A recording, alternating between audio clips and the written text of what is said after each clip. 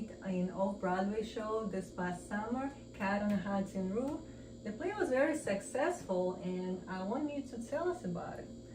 Yeah, so Cat on a Hot Tin Roof is a very famous play that was written by Tennessee Williams for all the viewers at home. We're in my apartment right now, so you can see some paraphernalia. This is an original 1966, 61 or 66 Australian poster when they re-released the movie in Australia. And this is our New York Times review from our production from this past summer. So we did it in New York City. It was a very successful play. It's about greed and sexuality and a dysfunctional family.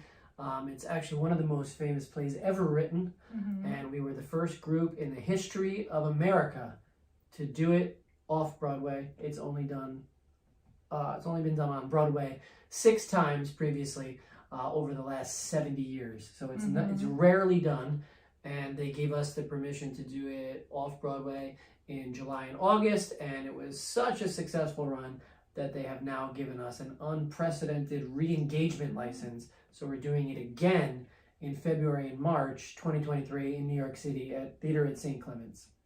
Oh, that sounds very interesting. I would love to see a show, this new production that you're gonna do in February. Well, you'll have to buy a ticket. Yeah, of course. No comps. Yeah, but I've heard that to prepare for your role as Brick back in summer, you had to take some steps in advance to make yourself physically fit for that role. If you can just share with us what was your strategy to prepare to that role? Yeah, so it was a very physical role. Brick is the type of character who doesn't say a lot, but he's got a lot of internal strife and a lot of internal conflict. His friend just committed suicide. There's whispers that Brick and his best friend Skipper may have had a homosexual relationship. Brick denies it. It's pretty apparent that Skipper is gay. The play is traditionally set in the 1950s. We modernized it. We brought it into 2022.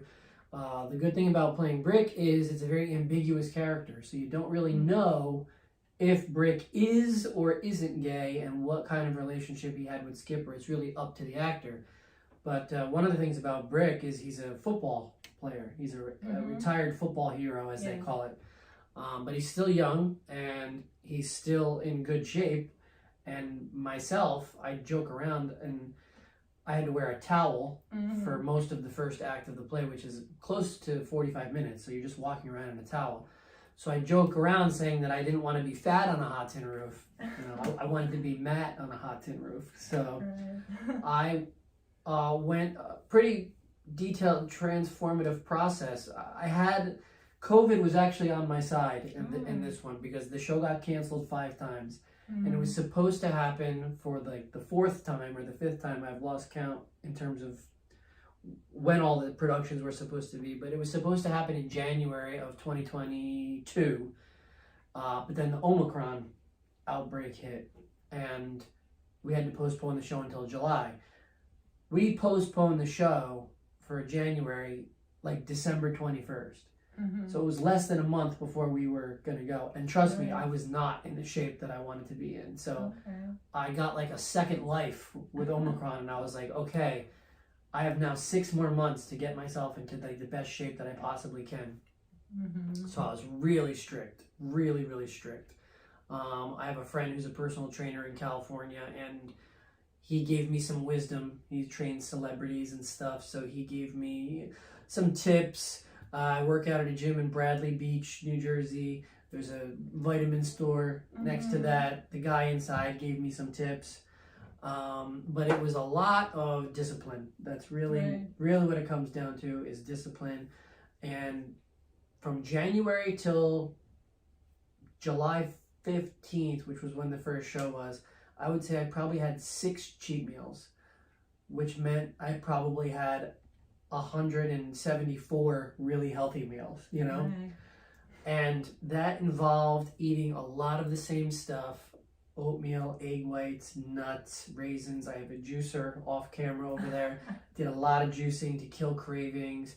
Bananas, made a lot of protein shakes, a lot of fiber, drank a lot of tea that flushes my system every night, put a lot of psyllium husk in oatmeal. Psyllium husk, for those at home that don't know what psyllium husk is, you're a pharmacist. Why don't you tell them what psyllium husk is? Yes, psyllium husks help you to lose weight in a more healthier way. It's being a fiber, so it's just additional fiber to the diet. Yeah. But I see you put a lot of steps into preparing yourself as a lot of diet. broccolini, a lot of chicken, beef. Fat can be your friend. A lot of people think that if you eat fat that you're going to get fat. It's more refined sugars, carbs, like those are the types of things that are going to make you fat. I mean, I was eating blocks of mozzarella cheese and steaks, and it didn't make me fat or anything like that. I did a juice cleanse as I got closer to the show to trying to get that extra pounds off the waistline. Did a lot of cardio, sometimes an hour a day of cardio, hour to hour and a half of weight training. So you're talking 2.5 hours a day, 5, 6, sometimes 7 days a week. It was like a full-time job, because then you come back from the gym and then you've got to have the right meal, and then you've got to have the right meal before bed, and you're trying to keep that metabolism going, trying to get as much sleep as possible. Not only was I in the show, but I also produced it. So I really had like 10 full-time jobs all happening at once. And certainly the most did you get enough energy from that diet? Yeah, I never really felt exhausted. I never really felt like worn out until the play started happening. But that's because that's when I really started exerting a lot of emotional energy and physical energy. I'm on a crutch. I fall several times. I fell over 200 times throughout the run. I still have a bone bruise that's not totally healed. I put a lot of pressure on the crutch. My wrist is still jacked up from it. So yeah, a lot.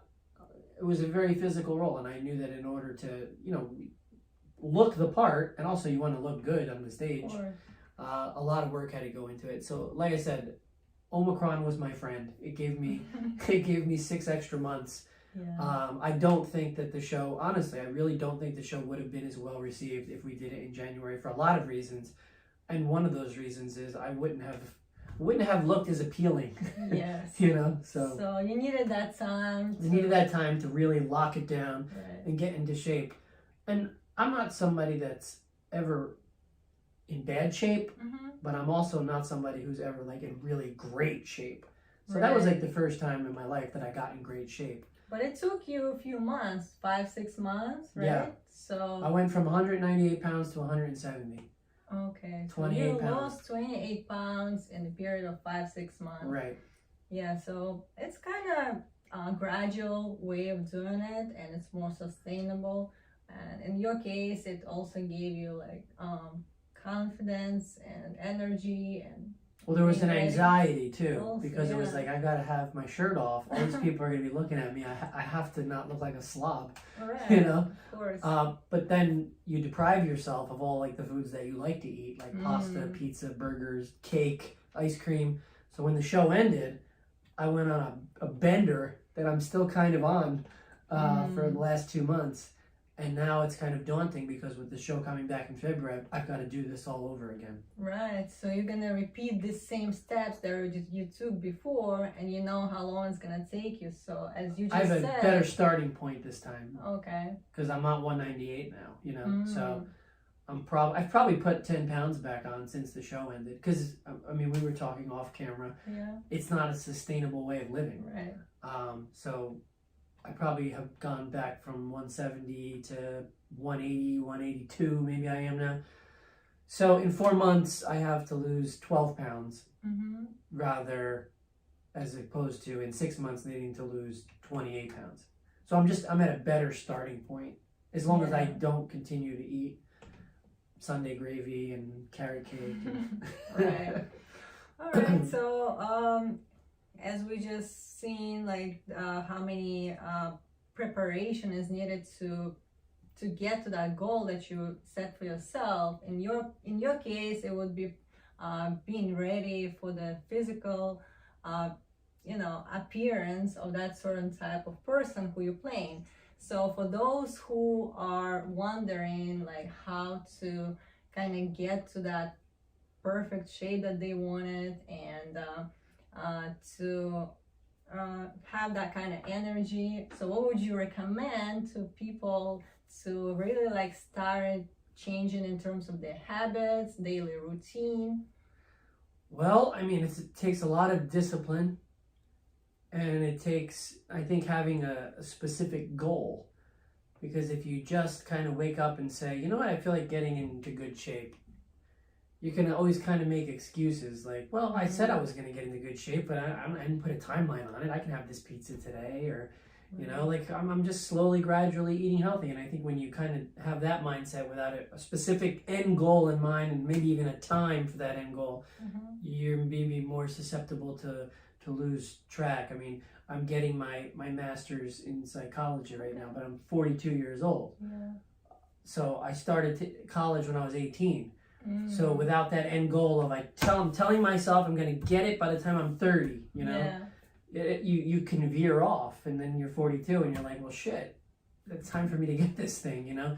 So it's like, same thing with the diet. It's like, well, if you don't have an end goal in mind, then I think you're going to allow yourself to just not be as disciplined with it, because I guess you really need like again, and there's got to be a stakes involved, you know. So for me, the stakes where I know that on this date I have to perform for 5 weeks with my shirt off in front of hundreds of people every night, the New York Times, all these esteemed critics, in the very first off-Broadway production of Cat on a Hot Tin Roof, and I'm the lead. So all eyes are going to be on me. So it's terrifying, but I use that terror to motivate me. If I just was sitting around with my friends at a bar and said, hey, you know what? By July 15th, I'm going to get myself in the best shape of my life, I wouldn't have been able to do it. How many people join the gym in January, right? Because they've got their New Year's resolutions. And by February, they're all gone. Because they don't have that real and specific goal in sight. So I think you really need to have that specific goal of what you're working towards. And I also think you have to stick to it. You have to understand sometimes you're going to have bad days. Everybody's human. Like, you're not going to be able to be a complete robot. And it's also not going to happen right away. Of course. It was frustrating for me because I went from 198 to like 190 to 180 pretty quick. But getting from 180, it took me a shorter amount of time to go from 198 to 180 than it did from 180 to 170. And I was like, I can't lose any more weight. So then I started getting frustrated, and I was like, I guess I'm just going to be 180. And I just stuck with it. And then all of a sudden, like, those 10 pounds came off like so quickly. But it's almost like I hit a wall. And you have to, in my case, some kind of resistance on the way. And in my case, it was a diet. So I was like mixing and matching. So it was like I went from like, it's like, you know, people that are 500 pounds, right? They can lose weight very quickly without necessarily eating very healthy. They just have to stop eating the volume of food that's going to get them to 500 pounds. But if they're trying to get a six-pack, or they're trying to get really tight, you have to start making like alterations along the way. You know, you might be able to go from 500 pounds to 250 very quickly, but if you want to get to 200, then it's like, okay, well, potatoes are not serving me anymore. I got to cut potatoes out. I liked pasta. That helped me get down to 180, but it's not helping me get to 170. I got to take pasta out. I got to put lentils in. You know, I got to juice more. Got to drink more water. Half hour of cardio is not cutting it anymore. I've got to do an hour. So you have to kind of like improvise as you go as well.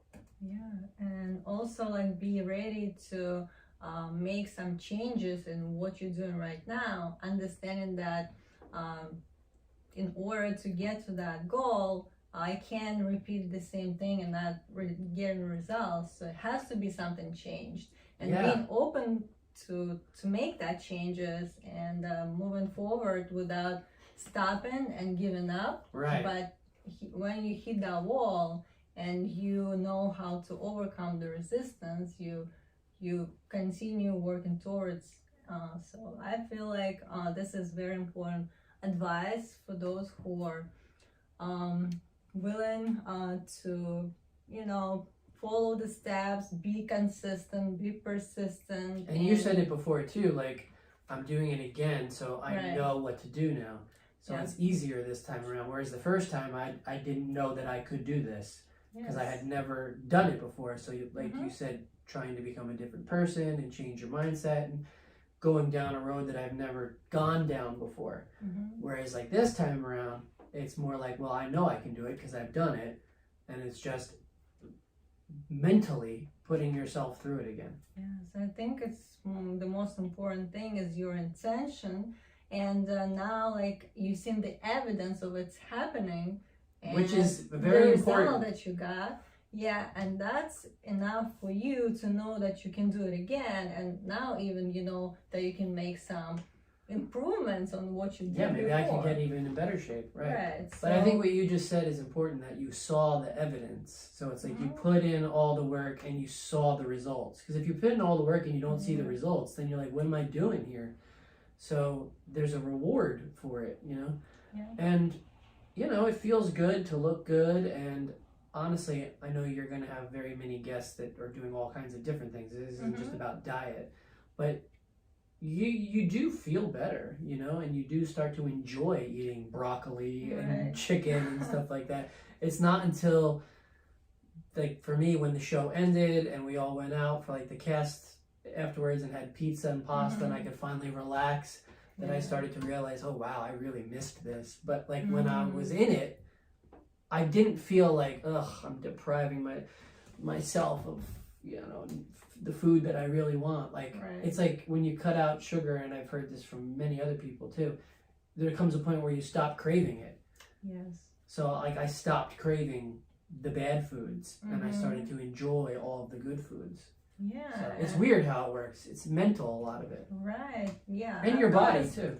I know what you're talking about. Our taste bud actually changed within I think it's about 2-3 weeks in new regimen that you decided to switch to. You kind of like start tasting it differently than how you used to taste. That's why it's not as addictive anymore to you to crave for those junk food or like unhealthy. Well, like vegans. I mean, I know people that Right. are vegans, and they used to eat like a lot of meat, and I would you know say to them like, oh, I could never be a vegan because I love my steak, and they would say, you know what, I loved it too, but like after a period of time I stopped craving it. So I think same thing, after your body gets used to, like I was literally craving broccolini, you know. Oh wow. Like I had worked my my body and my taste buds and my whole mentality to be like, well, I can't wait to get home and just put some olive oil on broccolini with chicken. Yeah. I don't know if I'll ever feel that way again though. Who knows? But in that little period of time, I did. Yeah, and that's something we should be always thinking about, how you know, knowing that it's gonna take some time. We're not talking about overnight kind of results. So knowing that it's a long-term commitment to a certain path that you've taken in order to get to where you want. And that's where it becomes kind of like, are you ready to take on that challenge and not give up in a halfway? Are you ready to meet that resistance and overcome it? And knowing that it will become, you know, easier, better in along the way. So believing that you can do it, that's the main focus here. So we want to just tell people that everything that you decided to achieve, any type of goal in your different areas of life, even if you just want to be in shape, fit. Well, there's that old proverb: the journey of 1,000 miles starts with one step. Yes. I mean, you got to start somewhere. Right. So and the first few weeks and the last few weeks were the hardest. I know, especially everything the in beginning. between was easy. Yeah. But as I started getting closer to the date, it was like I started to really feel like I'm coming unglued here. I don't think I can keep this up, you know, for another 2-3 weeks, kind of thing. Yeah. No, that's totally true. I know it. Especially in the beginning, it's hard, but in the end, it also could be already kind of like. The beginning is hard. Yeah. Because it takes a good few weeks to start to see any kind of... To change a habit, you need at least 3 weeks. Yeah. So you have to be willing to commit to that period of time to start even seeing the results. Yeah.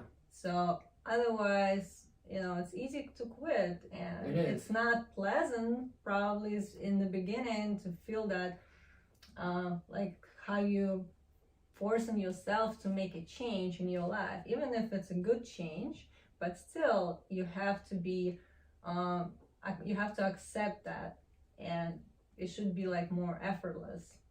Yeah, no, absolutely.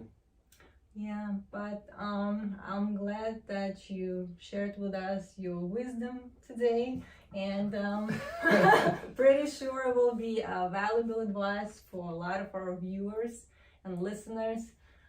So I'd like to thank you, and looking forward to have that play to see on February 2023. It's actually 4 months from tonight. And I think tickets are on sale. Tickets now, are right? on sale on the company website, ruthstage.org. Ruthstage.org. Yeah. Okay. So whoever's interested to and see... actually, if they go to ruthstage.org, they can see on the homepage a picture of me as Brick on stage in my towel and see the shape that I was in, that unfortunately I am no longer in. Yeah, but as we all know, you will be in a few months. Well, you'll have to bring me back on the show in 4 months and see what happens. Yeah, so for those who want to see how it's gonna end, just come to see his show and you'll know.